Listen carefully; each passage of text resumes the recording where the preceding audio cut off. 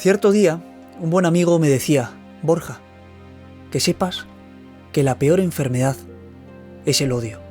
Yo en aquel momento era apenas un niño, este amigo me saca varios años, y no entendí esa frase que con tanta claridad y exactitud me decía este amigo mío. Una frase que se me ha quedado grabada. No la olvido ya. Pero que en ese momento me preguntaba: ¿cómo que el odio es la peor enfermedad? Que yo sepa, el odio no mata. Eso resonaba en mi interior, en el alma de niño que era yo entonces. Pero con el paso de los años, hasta llegar a día de hoy, puedo decir con claridad, con la misma claridad, firmeza y exactitud con la que me lo dijo un día aquel amigo, que el odio mata y es la peor enfermedad. Y es tan real como la vida misma, porque el odio repercute sobre todo negativamente en quien odia más que en quien es odiado.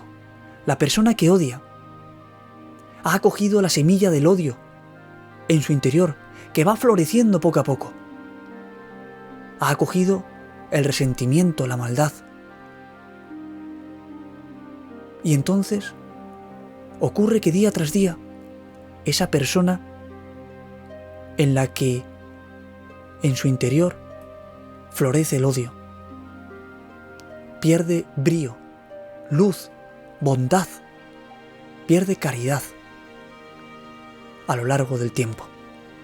Y eso, no me digáis, queridos amigos, que no es morir, porque vivir es precisamente todo lo contrario. Vivir es darse al otro, vivir es alegrarse del éxito ajeno, vivir es tener paz interior, alegría, caridad. Y por eso ocurre que tantas personas que se dejan llevar por el odio, por la envidia, el resentimiento, por los prejuicios, son personas que van vagando, personas sin luz, frustradas, muchas de ellas, que viven desesperanzadas, y eso uno lo palpa a simple vista. Personas que no se alegran de que a los demás les vaya bien, porque en el fondo ellos están mal, y porque habiendo acogido tanto mal, tanto resentimiento año tras año, pues poca luz les queda ya en su interior. Y podemos decir a día de hoy que vivimos en la dictadura del odio. El ser humano ha vivido, vive y seguirá viviendo en la dictadura del odio. ¿Por qué es así? Porque el ser humano parece que no aprende de sus errores. Basta con echar un vistazo a la historia de la humanidad. Guerras, enfrentamientos, divisiones entre hermanos. El ser humano es el lobo para el ser humano. Es así de real y de triste al mismo tiempo. Porque ha cogido en su interior el odio. ¿Por qué hay tanta envidia en estos momentos? Bueno, en todos, quiero decir, cuando se habla de ser humano. Porque uno no soporta que el que tiene al lado le vaya bien, tenga éxitos, triunfe en la vida. Parece que eso no gusta. Y entonces hay que atacarlo, hay que hundir a esa persona que tiene éxito. Quizás los que piensan así, ¿no? Los que se dejan llevar por la envidia, hasta el punto de que eso les repercuta en su interior, creándoles odio. Será porque ellos no han triunfado en la vida. Será porque ellos son unos fracasados. Será porque ellos se han fijado mucho en el resto y no se han preocupado de subsanar sus errores. Esto es lo que ocurre, la dictadura del odio. Si puedo hundir al que tengo al lado para destacar yo por encima de él, adelante. Y esto se ve también en las familias. Familias que están divididas. Familias desestructuradas completamente. La sociedad polarizada. Quizás sea esto porque el ser humano, en estos tiempos en concreto, ha perdido la presencia de Dios. Porque cuando uno tiene presencia de Dios, seas de una religión o de otra, me da igual. Al final, lo que uno busca es hacer bien al resto. Porque ese ser superior es lo que nos pide, ¿no? Amar a nuestros amigos y a nuestros enemigos también. Perdonar. Jesús, por ejemplo, Jesús de Nazaret, que vino a esta tierra hace 2000 años. Jesús murió por todos nosotros. Sufrió una muerte de cruz. Y día tras día nos perdona. El mensaje quizás central de Jesús en el cristianismo es el perdón. Perdonar. ¿Por qué? Porque todos fallamos. Porque seamos amigos o no, fallaremos. Traicionaremos en algún momento. Porque somos así. Somos débiles por naturaleza. Pero existe el perdón. Existe el saber perdonar y pedir perdón. El reconocer nuestros errores y también acoger los errores de los otros, para así perdonarles y no guardarnos en nuestro interior el odio hacia los demás. Porque es una gran verdad. Quien sabe perdonar, queridos amigos, y por supuesto pedir perdón, pero sobre todo quien sabe perdonar, vive en paz, en alegría, en armonía, porque en su interior no existe el odio, por lo menos intenta eliminarlo. El resentimiento, que eso mata el alma de uno. Le frustra, le hace ser dependiente de ese desear mal al otro, ¿no? Y eso a la larga a uno le repercute. Repercute incluso, como os digo, más al que odia que al que es odiado. El que es odiado en algún momento se enterará o no de los ataques del otro.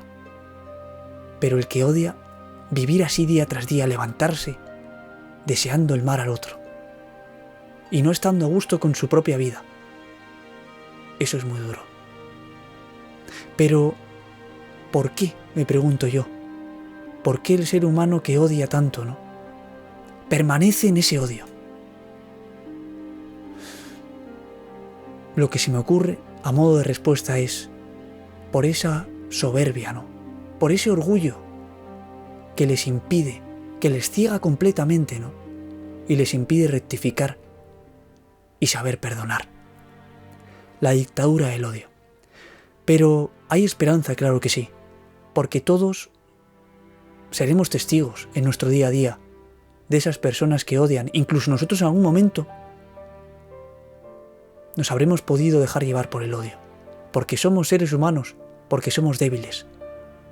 Pero lo grave de todo esto es permanecer en el odio y desear el mal al otro. Eso es muy grave. Pero hay esperanza, como os digo. Hay personas que nos dan un gran ejemplo. Personas que a lo largo de la historia han sabido perdonar a sus enemigos, incluso a sus propios asesinos. Mártires, por ejemplo, que han muerto en nombre de Cristo y que han perdonado a sus verdugos. Y otras personas que han pasado calvarios, ¿no? Por persecuciones, calumnias, injurias, malas lenguas, y que han callado, como por ejemplo el Padre Pío, San Pío de Pietrelcina, uno de los más grandes santos de la Iglesia, muy reciente a nuestro tiempo, que cayó pese a que recibía día tras día críticas de sus propios hermanos conventuales. Pero hay personas también que no han sido declaradas santas, que nos encontramos en nuestra vida más cotidiana y que sabemos que son un gran ejemplo, ¿no?, de saber perdonar y de saber, sobre todo, amar y acoger a sus enemigos. Y esta es la esperanza que nos queda. Y la esperanza que nos queda también es, si me permitís, este último acontecimiento que ha asolado a miles y miles de valencianos, con esa dana, esas inundaciones que han dejado muchísimos muertos, desaparecidos, vidas rotas, vidas en las que antes palpitaban sueños y ahora ya se han quedado sin nada. Personas que han perdido todo, sus casas, seres queridos, toda una vida de esfuerzo, de trabajo, toda una vida de recuerdos. Todo se ha desvanecido por completo por esas inundaciones, ¿no? Pero lo bonito y la esperanza de todo esto es ver cómo gran parte de la sociedad española, de todas partes de España, voluntarios sin ningún tipo de interés, han ido allí a ayudar. Y eso he sido testigo yo. Personas de todos lados, incluso de fuera de España, ojo, que se han ido a ayudar a Valencia. Ese es el ser humano que merece la pena. El ser humano que tiene errores, el ser humano que es débil por naturaleza, pero el ser humano que sabe empatizar con el sufrimiento de los demás y que deja de lado sus comodidades, sus lujos, sus caprichos, para mancharse de barro hasta la cabeza, ayudando así a personas que de verdad lo necesitan. Esa es la esperanza que nos queda. Esa es la batalla que hay que dar. La batalla de la solidaridad, de la caridad, de la entrega al otro, del amor y del perdón, para hacer frente a la dictadura del odio. Hasta pronto.